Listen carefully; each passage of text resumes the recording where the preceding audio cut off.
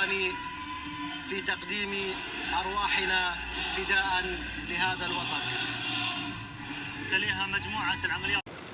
There was no sign of friction among Gulf leaders when they met President Trump on his first foreign trip. It was all smiles and a common pledge to combat terrorism in all its forms.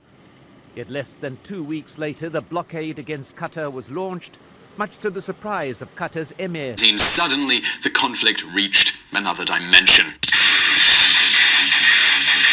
Saudi Arabia, the Arab Emirates, Bahrain and Egypt announced the fulminating rupture of their relations with the Emirate of Qatar, including the closing of borders and the prohibition of the use of ports and airspace.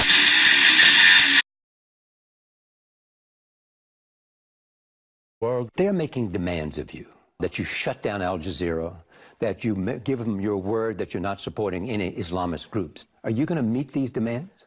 Our sovereignty is a red line. Qatar has denied any support for terrorism. The emir offered this explanation as to why the Taliban was allowed to open an office in Doha.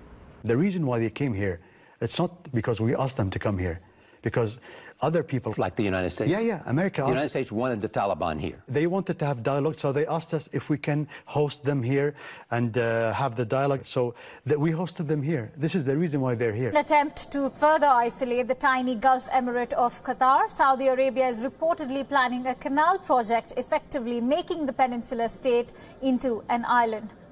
According to a Saudi newspaper, planners are still waiting for official permission to begin canal's construction. On behalf of the... It has not resulted in the way they wanted it to. They wanted to take control of our decisions and get us to comply with their demands. That has failed.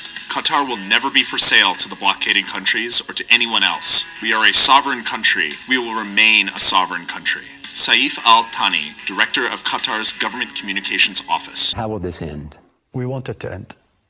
Believe me, Charlie, we want it to end.